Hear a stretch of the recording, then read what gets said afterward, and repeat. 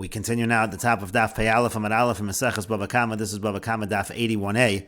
On the previous summit, the Gemara brought a brisa which said that Yehoshua had 10 conditions when he divided up Eretz Yisrael, and the 10 conditions are as follows: Sheyu marin b'chorashin, that they could graze in the forests. Rashi says Sheyu marin behemos b'chorashin, that it's permitted for a person to graze his animals in the forests. V'shelo yakvid bal hayar al kach, even if it's a private forest, there's an owner of the forest, but he can't be strict about it. People are permitted to graze there. Umelaktin eitzim b'sadosei, and people are also allowed to collect wood from their fields. Rashi says umelaktim eitzim misad chavero, meaning he can collect wood from the field of his friend, v'chein asavim, and also grasses, l'maychel behema, to feed it to their animals. That's what it says, u'malaktim asavim b'chol makom, and they can collect grasses in all places, chutz mi tilson, except for tilson. Rashi says, chutz mi sada tilson, demalu la asavim hagadelos ima, v'atolshan mafsid at tilson. What happens is, by tilson, the grasses that grow there, they help the tilson. The tilson is the fenugreek. They help that grow, and therefore if you take the grass from that field, it's actually going to ruin the tilson. That's why it's not allowed in that particular field. And the Gemara continues, V'kotmim netios b'chal makom, you can cut branches from the trees everywhere. Rashi here explains, V'kotmim netios min ha'ilan, meaning you cut shoots from the trees, kotim bad lita ulaharkiv v'lo yakvid ba'lo ilan. In other words, you take that shoot and you're going to use it, you're going to plant it somewhere else. That's allowed everywhere. Chutz mi grofios shel zayis, except when you're talking about the shoots from the olive field, that's not allowed. Rashi explains, Chutz mi grofios shel zayis, except for the olive shoots. Hakotze zesav lisrof meniach shtei grofios malish neagrofen kido amar b'hamochers asfina. When somebody would cut the olive tree, they would leave these two shoots.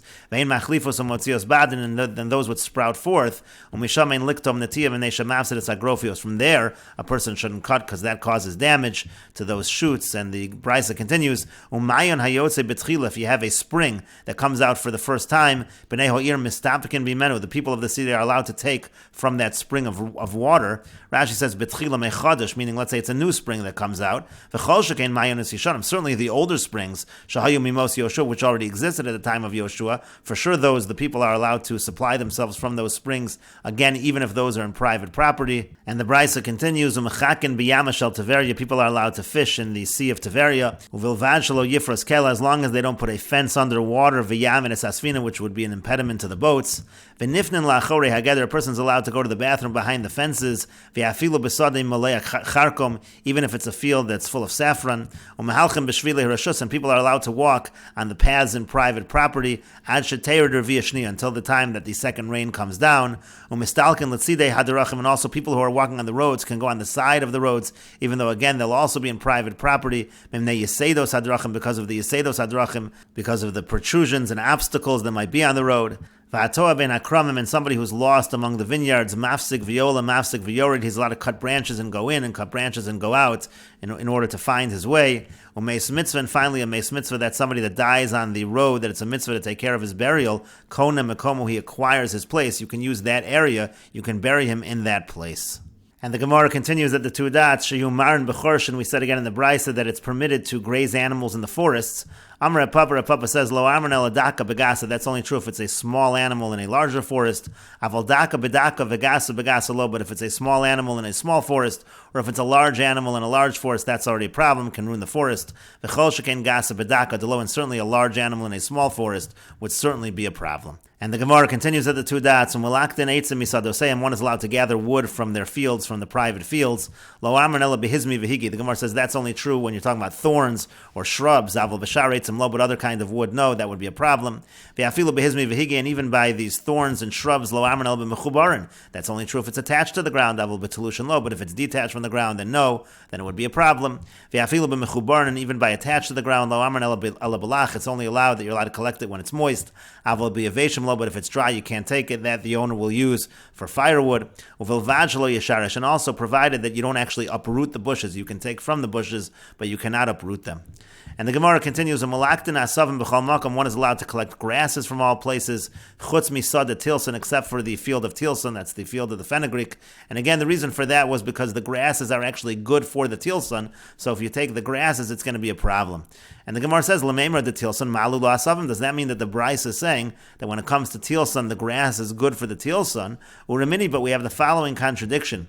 It says, tilson sha'alsa imine asavim. If you have tilson together growing with other grasses, ein Ein mechayven oso lakar. So in terms of kilayim, you don't have to uproot it. It's not considered a problematic mixture because actually the asavim are bad for the tilson. Exactly the opposite of what our brisa was saying. And the Gemara says, Amar Rav Yirmiyah says, Lokash, it's not difficult. Kan lezera, kan lezirin. It depends if you're planting the tilson for its seeds, or are you planting the tilson for its branches. Lezera kashu lo asavim, the machshila, when it comes to the seeds, the grass is actually bad for the tilson, it makes it weaker.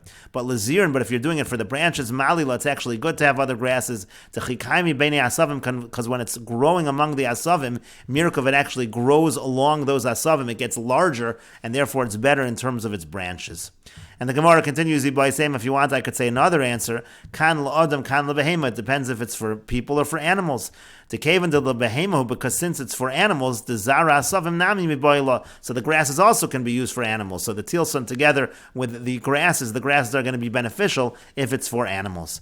And the Gemara says, now how do we know in terms of whether or not you're allowed to take these grasses? We're saying it depends whether the tilson is for animals or for people. How do you know if the tilson is for animals or for people? And the Gemara says, Amar Papa says, Shari Mishari Lo'adim. If it's in rows, then you know it's for people. But Lo Shari Mishari, but if it's not in rows, if it's just haphazard, then Lebehema, then you know it's for an animal. And so again, the idea is if it is for an animal, then we consider the asavim to be good, to be beneficial for the tilson, and then you can't take the asavim. And the Gemara continues at the two dots, V'kotmin netiyah b'chol makom, one can cut branches from all places, chutz migrofios shel zayis, except for the olive shoots. Perush Rabbi Tanchem v'Rabrayis mishum zaken echad. Rabbi Tanchem and Rabrayis explained in the name of one elder, B'zayis kabetza, when it comes to the olive tree, you have to leave a shoot the size of an egg. B'konim u'v'gafanim, when it comes to reeds and grapevines, min ha'pekak u'lamala, you cut from the knot and above. U'shar kol ha'ilanos min obo shel ilan v'lo min chodo shel ilan, and when it comes to other trees, you cut from the thicker part of the tree and not from the thinner part of the tree. Min chada she'eno osaperos v'lo min yashin shu osaperos, you cut from the newer branches that don't produce fruit, not from the older branches that do produce fruit. Mimakom she'eno ro'es hachama, from an area that doesn't see the sun.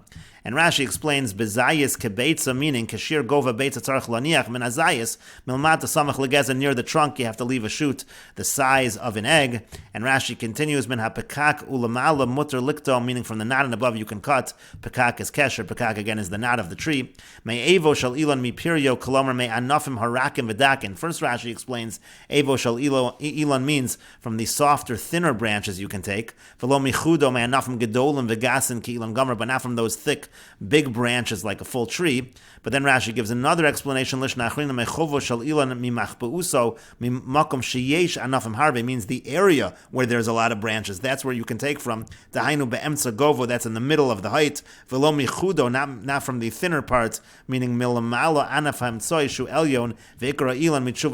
meaning to say, not from above, which is up high in the main part of the tree. And Rashi says that explanation is from the Chuvos HaGaonim. Meaning if it grew this year, that it doesn't yet make fruits. And we will continue with this discussion in the next video on Daf Pei Aleph Amud Beis.